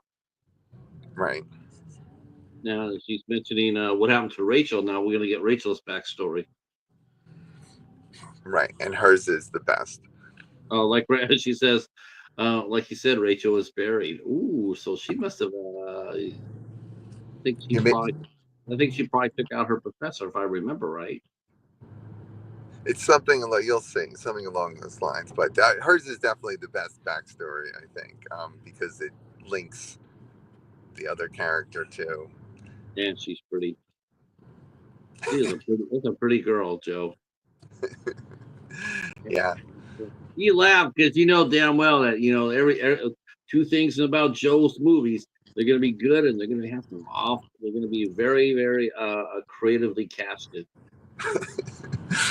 that's true. I mean, I got very fortunate to have, talented and Mhm. great people. Mhm. Um, yeah. So now, right now, you're seeing that her roommate, Oh, she's gonna kill her. She's gonna kill the friend. That's right. That's right. I think she's gonna kill the girl with the competition. right? Well, so actually, as it's playing out, she's not trying to kill her. She just wanted to. I mean, where are we now? Have we taken her paper yet? Her Getting thesis there. paper. She's holding her paper in her hand, and Rachel's typing. So Yeah. So you'll see. So basically, she's not trying to kill her. no, no, but that's Right. what no, but the good intent, bad intentions, have or good Right. intentions, reach it Right. all. The road of good intentions is paved with Hey, fun. look how pretty she looks. She looks sort of like yeah. She's I hope it works. I hope it pops. Let's see. Yeah. So now did Caroline, did the roommate character come in yet? Yes, yeah. Okay. She's now So, Rachel's just staring at her, and now right. So a young man comes in. Ooh, yeah. So basically, they're man. Rachel's always had she's always been a problem solver. right. And if you remember that Jake's character, his character is a chemist, so he did chemistry in school. And if you also remember, um, Bradley says, there was a rumor that you like roofied this girl in freshman year, Hmm. and Jake is like, no, what are you talking about? So that's the recall of that. That now we see that Jake, because he was in love with Rachel back in college, would do anything for her. So Hmm. Wow. now we're getting to the home stretch here. That's So, a scary thing.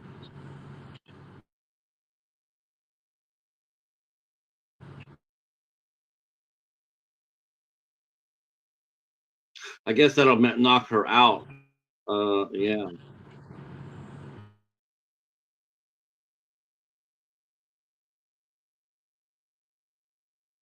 Boy, you think they at least at least give him a goodbye kiss.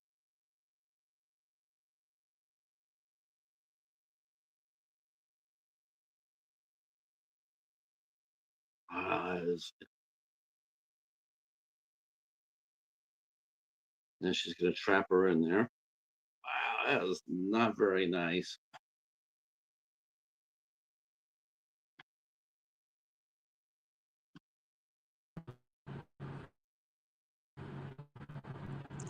Okay, wait. So what just happened? She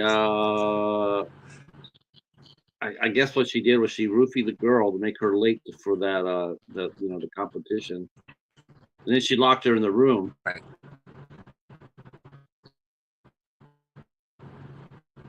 Yeah. Well, yes, they tried to make it look like a break because she stole her laptop and the paper, so she wouldn't have a thesis paper. Right. So then, she would win the scholarship. It was very underhanded, and as a result, see what happened to the roommate. But the roommate never recovered. She went on that cliche downward spiral. hmm She started drinking and taking pills, and then she made a choice.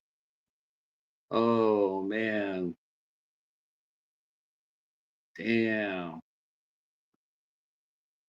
rough. But at least she looks like she's remorseful about it. Like, oh, then she says she hadn't really thought about it in years. Boy, that's cold hearted, right? You look like you have remorse on your face, but only because of the situation. But yeah, she's pretty sociopathical. All cards on the table. Now the Reaper. You've always done what you needed to do to survive. I keep on waiting for the Reaper to say you have to take out. Yeah. Now she's got 5 minutes to do something. Oh boy, see, I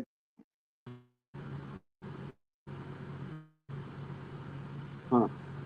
No, she was really. Hmm.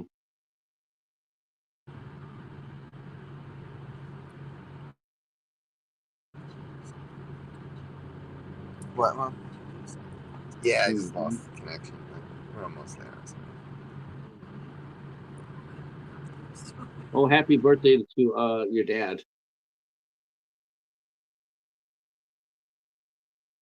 Oh, here comes the cycle.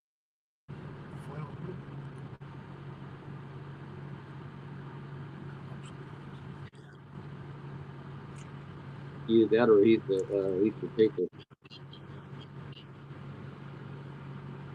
Wait, so what just happened? Sorry, my signal No, the went out guy for a walked in second. the house with the hat. I'm not sure if he's the person taking the souls or not, but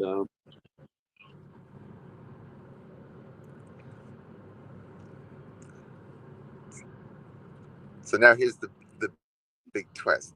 yeah, yeah, he's here to collect the souls. I collect the free souls of the dead.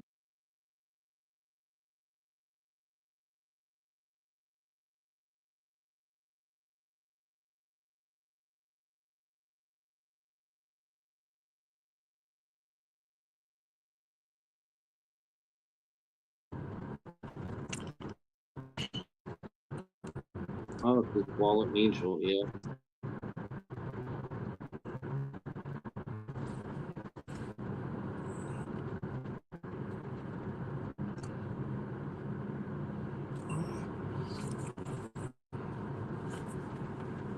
Oh my gosh. Yeah.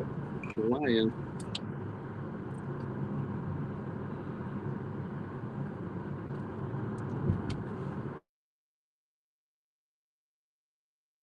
Because that's what he does. Wow.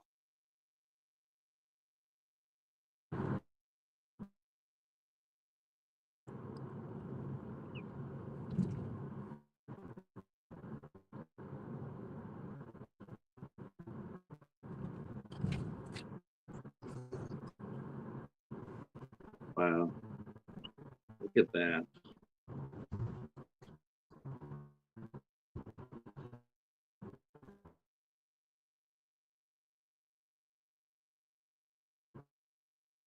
Yep. Forever and ever.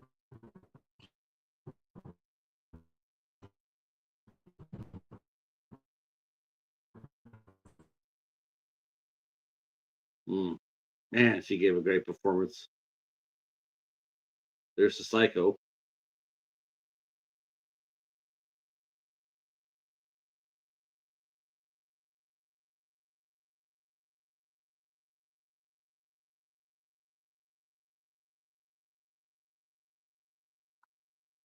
Mm-mm-mm.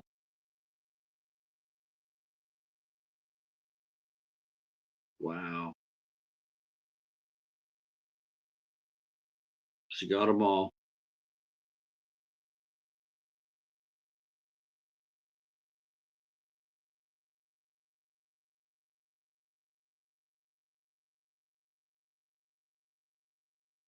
Pretty intense.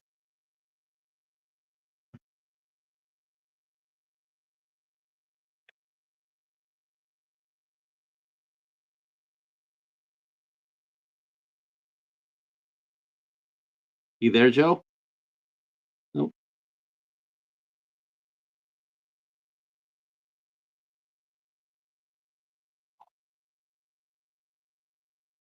Ah.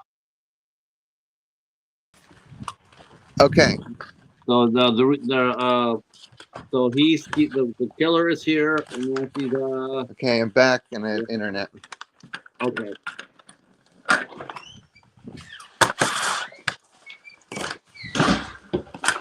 Okay, I'm back with the internet. Sorry. Yeah, it's interesting how he had it. It's interesting how he had him had the Reaper have them take care of. I mean, she got a lot of souls that night. No, so okay. Did you? I think we're missing the key thing here. So the Rachel just I think Rachel just got him. well, yeah. So the guy. Okay, I don't know if I they signaling out for a second. The guy who came in the black hat and the black suit. That's the actual Grim Reaper, right? Right.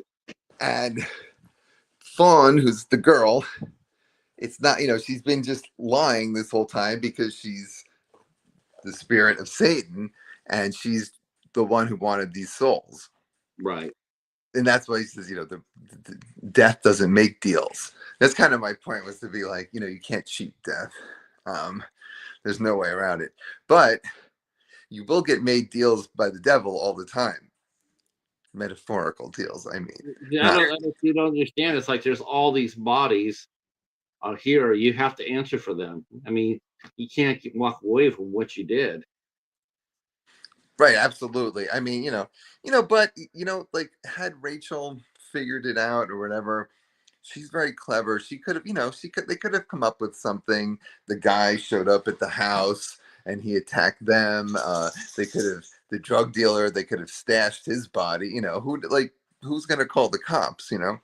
They could have figured it out, but the point is, there's no figuring out. You can't cheat death, and you Oh, if you make a deal with the devil, you're screwed. It's never gonna work out right. and now we see the real reveal. Uh, the real reveal, and it goes back to the beginning of the wow. So really, all this is, boys and girls, is just telling you that when because it's funny because we watched this movie last week on the ISC show called Anything for Jackson. Mm. Have you seen that? Why do I know that movie? Is it Oh, new? I think it's a couple years old, but Anything Jackson? Yeah, it's the grandparents making the deal with the devil to yeah, raise up. yeah. Yeah, Yes, and they have the girl up in the room too, exactly, right. because they want to save his Hey, and soul. we were watching and we were commenting on how how they totally misdid the spell, right? And that's really they didn't understand what they're doing. They didn't have any of the protections in place. they basically they reaped, I guess, pun Right. intended, they reaped what they sowed. It's interesting. It's interesting for me. Well, that's why Uh, the movie's called Reap, because that's not just about the reaper. It's about you reap what you sow. Like they did right. these things, and this is their, anyway. But go on. Um, and then and there she is. She was the day I fervently asked Jesus to come back.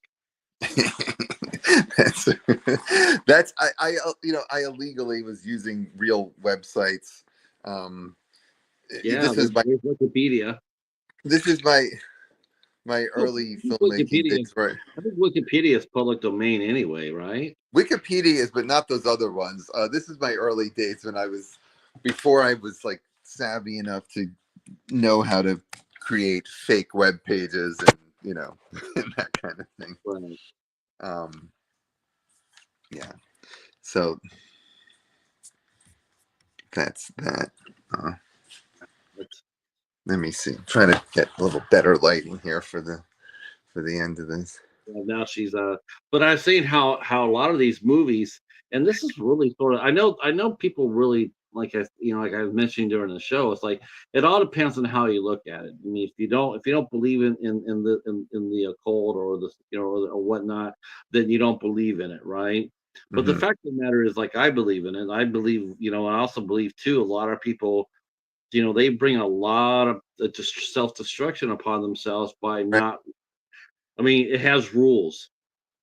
It's sort of, it's weird to say this, but it has rules. If you mess with those kind of things, and you don't do it right, you you know you're having a hard, you're gonna have a hard life. Absolutely. I couldn't agree more. Yeah, I mean, this is not, this movie and all my movies, if they're about supernatural things, it's, I do believe in it personally, but you don't have to, because like they're all metaphors for things in life. Like you're going to meet people in life that are going to want you to make, for some people, the devil is, it's addiction. Like you said, like, that's their curse. That's their, they made a deal with the devil. They said, I've got pain and I want to numb it with, whatever substance it is or whatever people get addicted to. And that's the deal you make. And you tell yourself, well, I'll just do it for a little bit. I'll just do it for fun. And then it ends up taking over your life and kind of stealing your soul. So, but there's ways for redemption in real life and in the movies too. You can, a lot of my movies don't have redemption, as we see here. So where are we at now? We're at the end, right? Oh, we're at the end. Right? Yeah, she's leaving the house. Yeah. And now for the twist on the twist on the twist. So so Stephanie was, you know uh, she lost her way and she ended up going down the Satanist path. And I've had some Satanists like make comments on the platforms and things saying how I'm got it wrong and that's not how Satanists are. And I was like, bro, if you're going to try and tell me about the benefits of Satanism, right, like, you need to chill out. Oh, let's see. Can you still hear me? Yeah. Okay. So what happened? Yeah. So when the maestro came over, his wife saw that she had seduced him to go over to the house, and here she is at the house. He tracked her down, and now, oh, this is a twisty ending. All right. Yeah, it's the twist on the twist on the twist. So the first twist was that the Grim Reaper was actually the devil. The next one was that Stephanie was her minion the whole time. And now the mistake that she made, because she thought she was getting away scot-free, is that Mhm. in their her little shenanigans there to try to get Maestro there, it looked like, because it was from her accounts, it looked like she was the one who was trying to seduce him, which was not even what was happening. But and this I took it right from a celebrity case where the person got caught being infidelity on the iPad.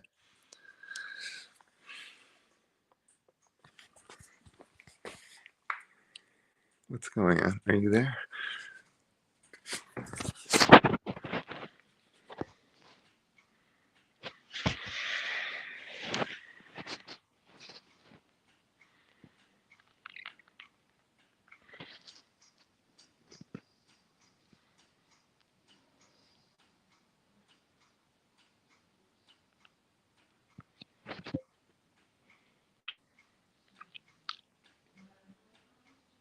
What's going on? What happened?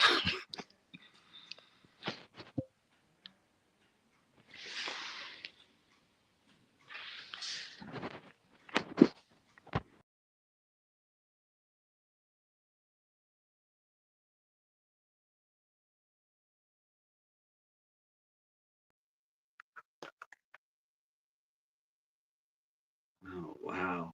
Yeah. Oh gosh, that's just like. Oh my gosh, that's just like. It's just okay. I can't say anything other than that. But this scene here, we'll be seeing this again soon enough.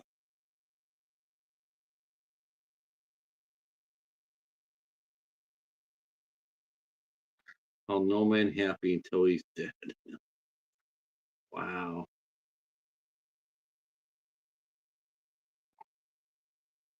What an interesting ending. Well, that's what happens when you play with forces you shouldn't play. Bad things happen. Oh, yep. Wow. And great movie, Joe. Great movie. That's right. I forgot about that ending, that twist. So, yeah, boys and girls, that was Reap.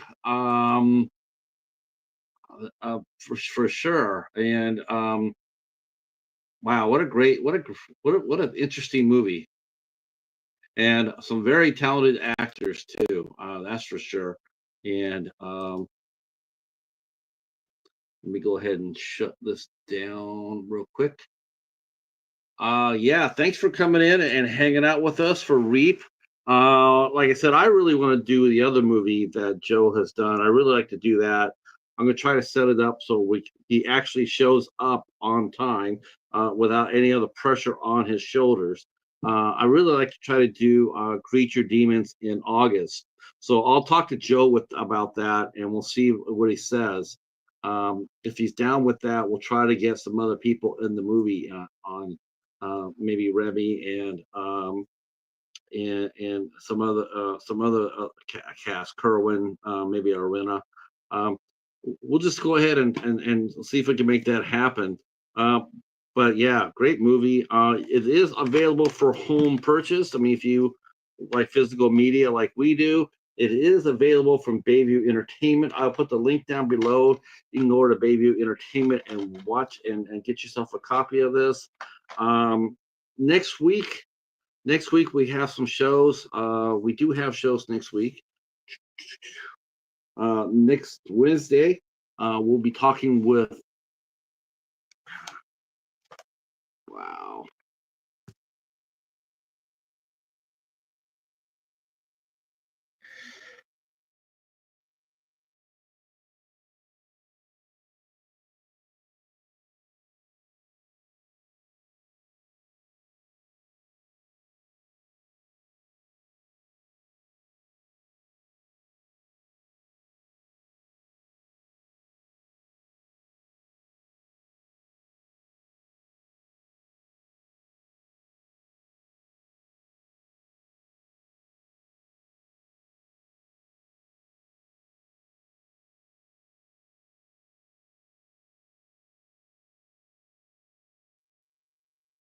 Okay, so my phone's gonna go ahead and go too. I just want to say thanks for coming out. We'll be back here next Saturday, 8 o'clock. We'll be here for Sheila's Love. Next Wednesday, we have actor Nick Bally will be here with us at 8 o'clock. On the 16th and on the 17th, we'll have actress Dylin Fawn Harvey will be with us at 8 o'clock. Again, thanks for coming out and watching. Our appreciation to Joe for coming out and hanging out with us. We'll see if we can do it again sometime soon. Thanks again. Be safe. Peace.